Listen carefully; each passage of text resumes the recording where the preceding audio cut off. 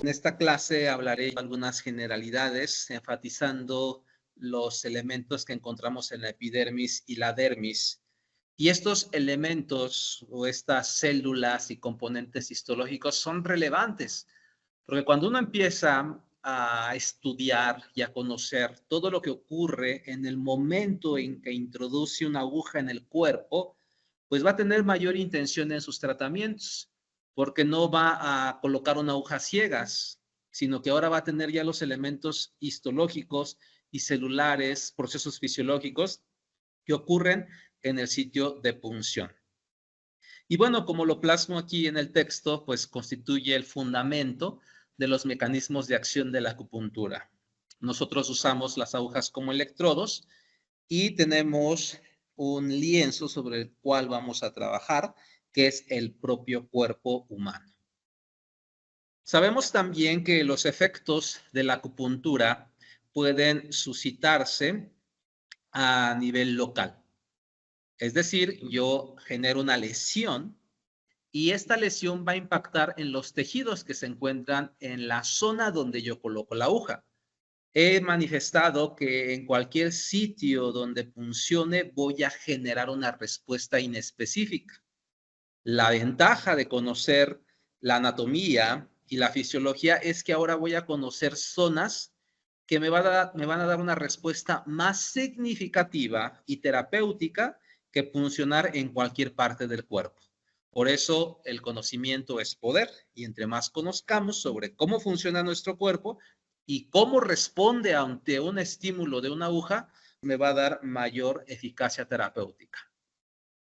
Por otra parte, tenemos los efectos sistémicos, pues también sabemos que la acupuntura actúa a nivel de los diferentes sistemas, ya sea el óseo, el tegumentario, el nervioso, el respiratorio, el cardiovascular, geniturinario, musculoesquelético, inmunológico o linfático, entre otros. Por eso vamos a empezar primero a analizar los elementos que están a nivel local. También les hablé de que existen diferentes herramientas para analizar las características estructurales, incluso funcionales de un campo o de un punto de acupuntura. Podemos irnos desde lo que se observa a simple vista, una anatomía macroscópica, los músculos, los vasos, los nervios de cada punto de acupuntura, pero eso no lo es todo, porque detrás de una zona, si uno tuviera esta capacidad microscópica, que para ello pues usamos microscopios, pues podemos evidenciar los elementos celulares que hay en esas zonas, que son los que van a activar pues todos los cambios que se suscitan en el sitio de punción, diferentes tipos de células, todas son importantes. Incluso propiedades eléctricas en las zonas de donde están los puntos de acupuntura, utilizar otras pruebas moleculares, bioquímicas, y de esta manera hoy conocemos las características histológicas, celulares, funcionales y eléctricas de los campos de acupuntura.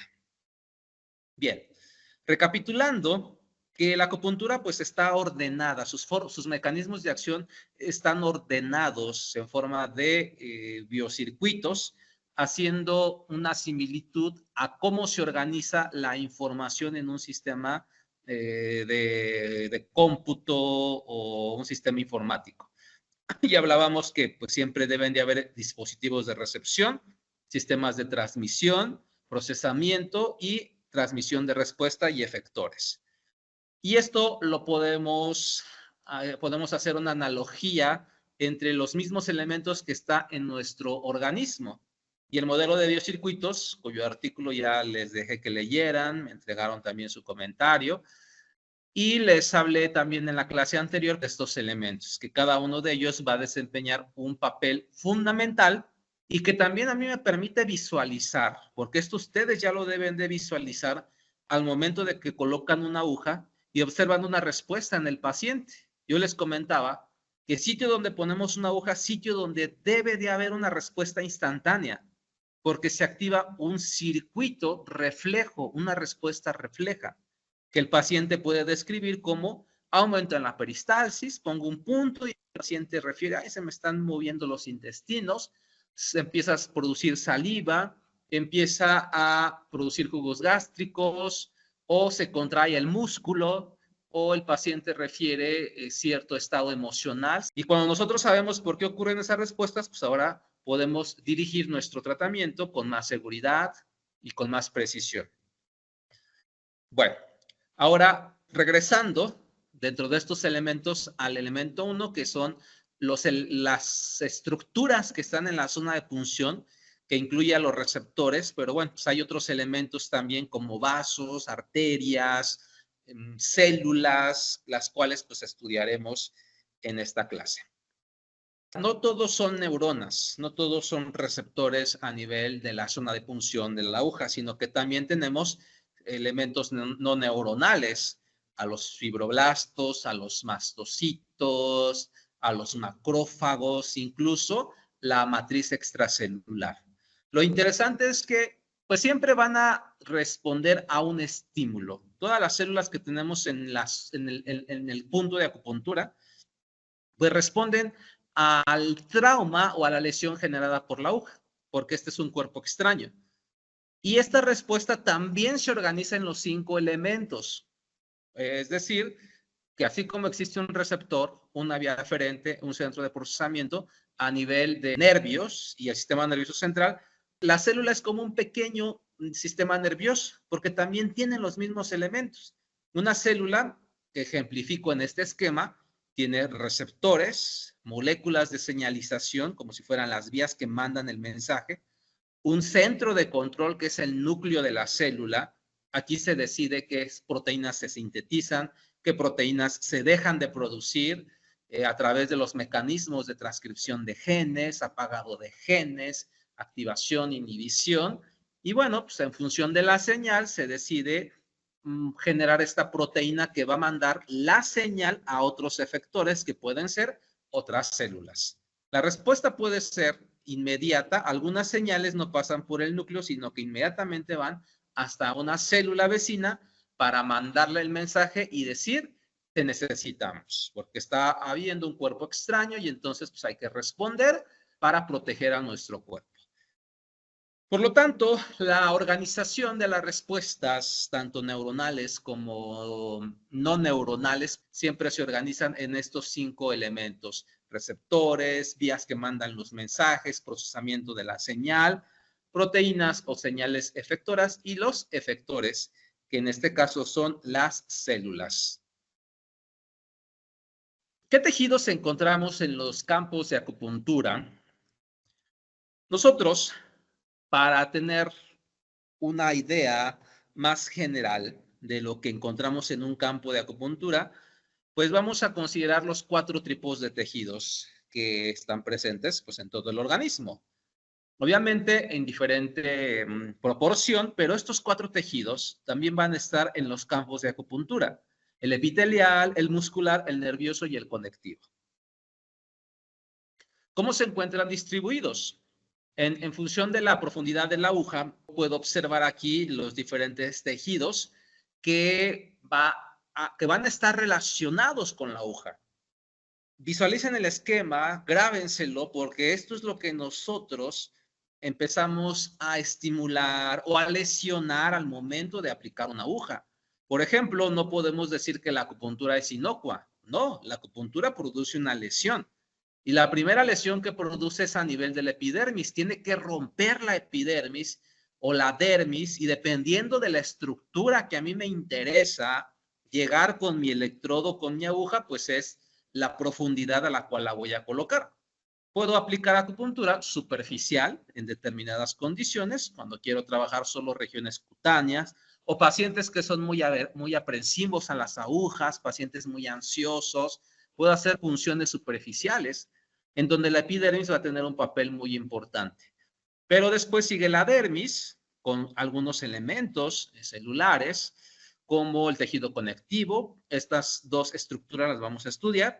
También tenemos a los vasos, junto con los nervios, los paquetes vasculares y nerviosos. Tenemos el tejido subcutáneo, tenemos la fascia, al músculo, tendones, ligamentos y hueso. Por eso vuelvo a repetir. Este esquema, guárdenlo en su memoria, porque cuando colocamos una aguja, a medida que la vamos introduciendo, estos diferentes tejidos tienen diferente grado de organización. Algunos son más densos, otros no tantos, y esto nos permite saber o identificar la profundidad de punción. Bueno, vamos a empezar con el primer elemento, que es la epidermis. La epidermis pues varía en su espesor, que va desde los 0.5 a los 4 milímetros, y esta corresponde al primer elemento que va a estar en relación con nuestra aguja de acupuntura. Esta es una imagen histológica que obtuvimos ahí en el laboratorio de la universidad, donde se ve aquí claramente el estrato córneo de la epidermis y los otros estratos que están en la piel. Y aquí se ve la división entre lo que es la epidermis y la dermis. Ahora, ¿qué elementos celulares encontramos en la epidermis? Bueno, pues, recordando un poquito de la histología a nivel de la piel, la epidermis pues tiene un estrato córneo, un estrato lúcido, un estrato granuloso, un estrato espinoso y un estrato basal. El nombre se le atribuye en relación a las propiedades morfológicas que tienen las células. Son células epiteliales que a medida que ascienden van cambiando su morfología hasta formar los famosos estratos granulosos, lúcidos y córneos, donde ya son células sin núcleo o anucleadas y algunas con una gran cantidad de queratina. Tenemos también células dendríticas, linfocitos TCD8, células de Langerhans, incluso también células de Merkel, que son células nerviosas. Los epitelios son inervados, por eso, si uno toca ligeramente la piel o la epidermis, siente, porque tenemos células de Merkel sensibles a la presión. También tenemos células inmunológicas, entonces desde esta primera capa, ya tenemos el primer mecanismo de defensa para protegernos contra los patógenos. Otra imagen que también nos muestra la estructura de la epidermis, para que no solamente se queden con esta, vean, aquí también tenemos la capa basal, donde las células están muy activas, están dividiéndose para que la epidermis esté siempre en óptimas condiciones. Recordemos que las células epiteliales, las que están aquí en la zona de la epidermis o en las mucosas, tienen una alta tasa de renovación. Constantemente se están desgastando porque, pues, por lógica, como están hacia el exterior, pues son las que van a recibir daño directo, la exposición al viento, al frío, al calor, a los patógenos, alergenos, y como las células se están dañando, pues constantemente se deben de volver a regenerar. Y esta es tarea atribuida a las células epidérmicas o a las células epiteliales. Esta es una imagen histológica para también apreciar. Aquí vemos a los melanocitos, los responsables de producir los pigmentos que protegen a la piel de los rayos ultravioleta. Los queratinocitos, productores de queratina, células de Langerhans, células inmunológicas que forman parte de la primera línea de defensa. Y bueno, para tener un poquito el contexto de cómo se forma la queratina, o más bien las células queratinizadas, recordemos que las células epiteliales, a medida que avanzan hacia el exterior, sufren cambios morfológicos.